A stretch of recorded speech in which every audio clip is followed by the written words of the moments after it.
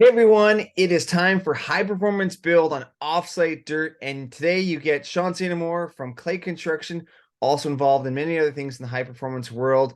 But today we're going to dive into what is high performance. And before we get started here, I got a new person sitting beside me. Mark Wille is out and about, but here we are. Joe, who are you? What's going on? I'm Joe Konopacki with Insight Property Services. We're a inspection building consulting company in the Chicagoland area. Started out doing home inspections, moved into doing high performance or home performance testing on existing homes. So trying to get existing homes up the scale of performance. Somewhere we want to transition them from leaky box closer to airtight cooler.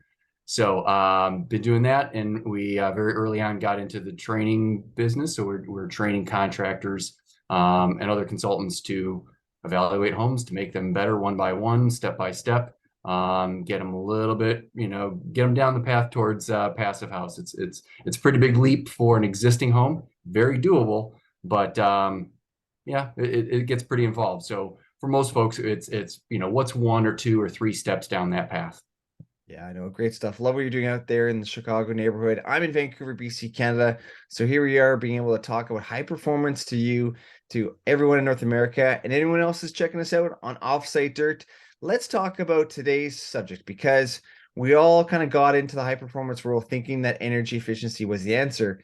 And then all of a sudden there's all these amazing benefits. So let me share screen and talk about some of these extra things that are going on. So again, energy efficiency is great. We're able to save money, but sometimes again is people don't quite get the cost of how to heating or cooling your home. It's kind of a part of doing business as a homeowner or renter. But then all of a sudden there is these intrinsic things that we get to experience. And so, what are the ones that really draw up to you? I mean, I've got some here on the list here, but what do they kind of mean to you, and what have you seen from clients there, Joe? Um, well, with existing homes, the number one thing people are calling about is comfort issues. This room's hot in the summer, that room's cold in the wintertime. We've got drafts in these areas. They want the home more evenly comfortable.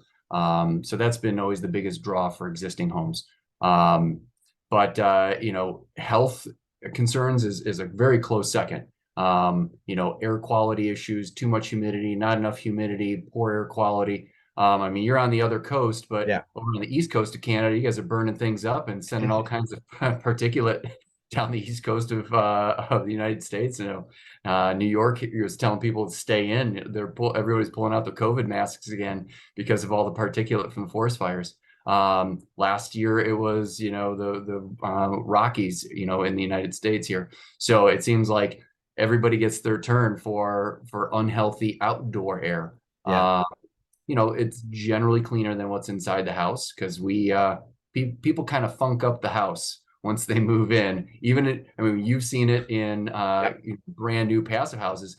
You don't live the same way in a very tight, high efficient, like a passive house as you would in a drafty house. You hardly think about air quality in a drafty house because it's mostly getting flushed out, and the outside air Yeah. is generally better than the indoor air.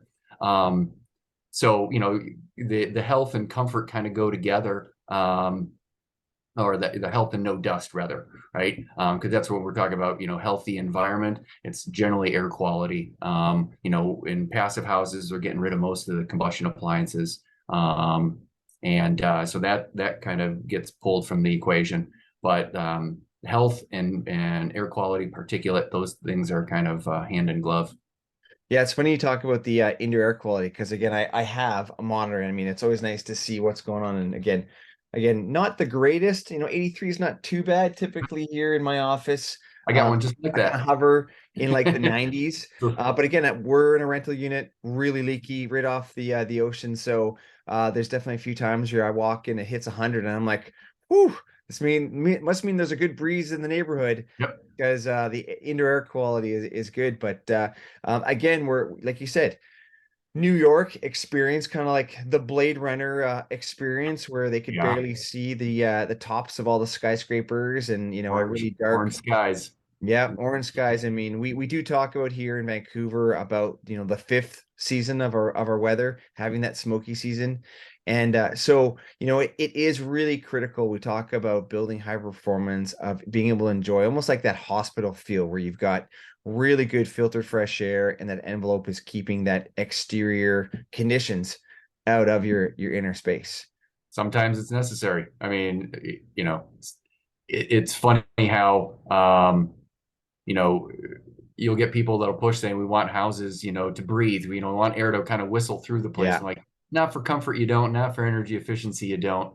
Um, you know, but maybe most of the time it results in better air quality because you're flushing out the CO2 and the VOCs and all the other funk in a house that people kind of generate. But then you hit, like you said, smoke season, yeah, and that's where you want home that's fairly airtight so you can kind of slam the door shut on it, close the dampers, and kind of box that stuff out because sometimes outside air isn't better than what yeah. you've got going on inside. Yeah, and it's funny too, I love about what I've learned in the high performance over the few years and about buildings being close to roads and looking at even people studying rubber and rubber counts close to buildings that are living nearby highways and those type of particulates and just some of those things. Unfortunately, we end up putting a lot of our low income housing along major corridors and routes, and some of those are the worst indoor air quality for the entire year because we didn't understand indoor air quality. And you're right, now that we're boxing things up and we're still using fossil fuels and seeing the numbers of CO2 ratings because of indoor, poor indoor air quality because people aren't turning on their hood fan when they're cooking or Yeah. similar thing. They burn their meal. And of course, it takes a while before all of that charcoal, in a sense, to exit the building when they're not using the proper ventilation. So, Yeah. uh, and yeah, the kind of the other experience that I've had is in Vancouver. We had our leaky condo issue where we had to, in a sense, redo our cladding on all of our buildings and all the mold and mildew that was occurring in our envelopes. And so again, massive rates of asthma and poor health conditions Yeah. because the assemblies were not built properly and water was getting in. Yeah, the insulation was a good idea, but it wasn't really appreciated how important it was to make sure that you're getting the assembly airtight first. Yeah. Um, and airtight's relative. I mean, we're not as airtight as when we talk airtightness, we're not talking about space station or Yeah. submarine airtightness. While that might be the goal, that's not something that we can reasonably achieve. We're trying to get uh, proximity to that, right? We want to get it. We want to get all the big stuff, and that gives us better control of are we going to try to flush out what we have inside to exchange it for outside air, or do we want to box out the outside air and just kind of maintain good interior air quality for the time being until we can flip flop that equation? Yeah. It changes, and so but a good tight building enclosure affords you that control because in a drafty assembly you don't have that control. You're getting what you get. Mother Nature is going to push air in and out of that place. Good air, bad air, doesn't matter. You don't have control because you've given her too many openings in that Yeah. house. Yeah, and I mean that's kind of a good segue too to talk about boxing things out is boxing out sound.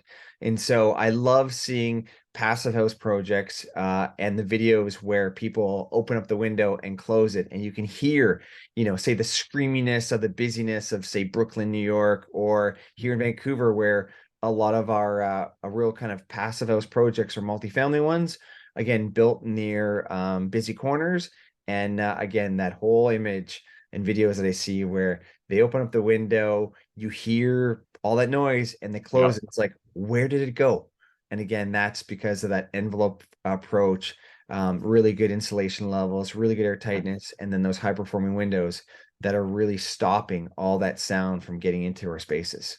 Yeah, that is one of the ancillary benefits that you kind of it almost sneaks up on you. Sometimes, and with some clients, that's a point that you can bring to the very top of the list, because maybe they are bugged by they're getting sensory overload all day long, and they want to go Mm, home and they want to recover, right? And they want to go to a yeah. space where they're not subjecting themselves to the air quality concerns, and they also want to kind of shut down some of the crazy sounds and inputs and whatnot.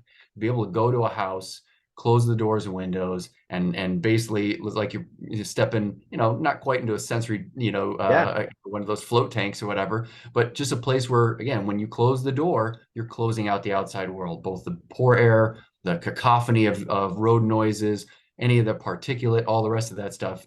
So it's even more important when you're talking about those houses that are alongside thoroughfares, highways, or busy areas near you know, industrial parks, that kind of stuff.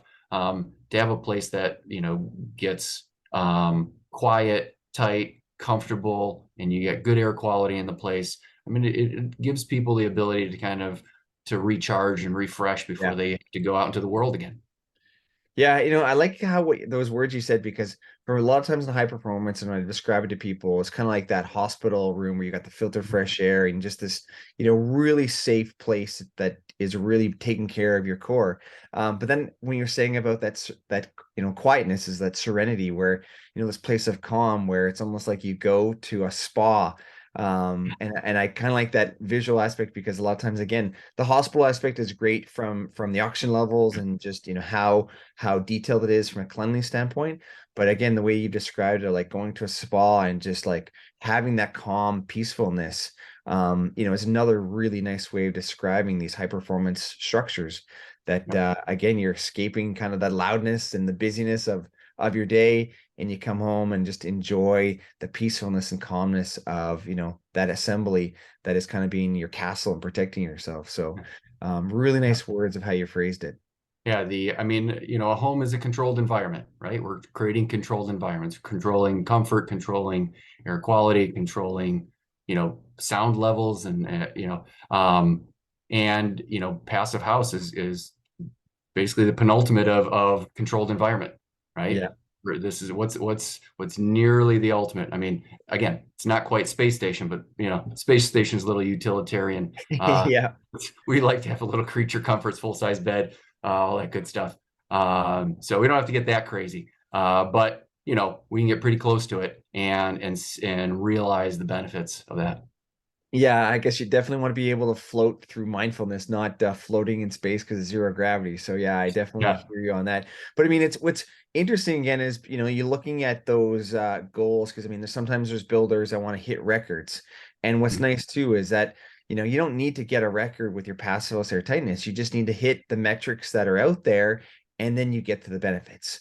And Yep. again, if people want to hit records, go for it. We're not asking people to get records. We're just asking people to be mindful of the metrics that have been put forth with the passive house planning package, and all the metrics that have been created to ensure that you have a bit of a goal to go for. And Yeah. again, you get all these amazing benefits: health, comfort, quiet, really super insightful stuff. And I enjoy having conversations, because when we talk with clients that don't know high performance or passive house, we can just start talking to them about comfort and health. And anybody in any climate or anywhere they're looking at, if they're either a selfish person or if they want to save the planet, anybody in the perspective will get comfort and health in their own way. And we can have those conversations. And if, yeah, like I said, if they don't buy into what passive house is, they definitely, no matter what, will buy into comfort and health. The Well, what I found is when you start talking with people about, what were some of the bad experiences you've had in past homes and places you've lived in, and just let them tell you, if they say, oh, we always had bugs, hey, air seal, that'll stop the bugs. Oh, it was always loud. Hey, let's insulate with cellulose. Let's make sure we air seal to stop the sounds with the air sealing, muffle anything that's coming through with the cellulose. You can find a benefit that is meaningful to them just by letting them gripe about the other houses that they've lived in. Yeah. Just let them go. And you're like, okay. I had a woman in an existing home, she was like, I don't know about this air sealing thing. The drafts really don't bother me, and I was like, oh, we'll stop the bugs in the basement. She's like, we're air sealing. I mean, just that was it, done. Stop Yeah. selling. Yeah. She was bought in. So whatever, like I don't, it doesn't matter, which one of these really kind of rings your bell because you're going to get them all. And so it's a matter of kind of focusing on those things, those benefits that are most meaningful to your client. They're Yeah. all there, right? We don't have, you don't have to reach for them. You just have to, accentuate them, or bring those to the forefront. Yeah, and I like how you're asking those really interesting discovery questions with your clients to just try to have a better understanding of, what is their current experience? Because again, a lot of us we've never experienced a pacifist. We never experienced what it's nice to have all this kind of stuff. And then when you're talking about, the parts that kind of bug you, and this is the whole thing about moving from shelter, because again, all humans need shelter. We typically associate a home to that kind of shelter. But Mhm. now when we're looking at improving that shelter to a high performance build, all of a sudden you just get these amazing things that were always thought about, oh, let's just make the buildings more energy efficient. But again, comfort, health just become a real bonus. And how people review it or view it and adapt to it. And like you said, again, is you being able to kind of discover what their experience is and then be able to say, hey, well, we can give you a different experience. And are you Yeah, interested? absolutely. Absolutely. It's great. It can sell itself, right? Yeah. The problem is that sometimes, people's first exposure to it could be, too much jargon or a certain aspect that's not terribly meaningful to them. And so, yeah, like you said, those discovery questions, because I, got into this from the aspect of trying to improve existing homes. Every conversation started out with a list of gripes. You Yeah. know, Yeah. this is the house that I want to make better, and these are the things I don't like about it, right? But that same process can be utilized when you're saying, hey, we're building a new house. Okay, well then let's make sure it's got none of the things that bugged you about the old houses, and some stuff that you didn't even know was possible. You Yeah. know, yeah, you can make your house such that when you close the doors, I mean, you could have your little Zen garden over there, and you're not going to hear the kids hollering next door. You're not going to hear the traffic. You're not going to hear, and sometimes people tilt their head. They're like, really? Yeah. Wait, you can do that? You Yeah. know? Yeah. Well, exciting stuff, Joe. Thank you very much for joining us on Offsite Dirt. If you've been following along, again, Offsite Dirt has so many amazing things coming out. Check out the website for all the events and all of the different articles and things that are being published. Joe usually has a monthly event. I brought him on because Mr. Mark Wille is somewhere in the world. If you know Mark, you never can grab him, and we missed the opportunity this week. So I hope you enjoyed this special event because I think it's special that I got to have Joe on high performance build. And again, appreciate the Passos Acceler website for having these very detailed descriptions and the benefits package of high performance builds. And so we'll see you next month, but we may see you sooner. You never know what's going on with Offsite Dirt. So thanks, Joe. Appreciate your Thank time. you, Sean. All right. Great, guys.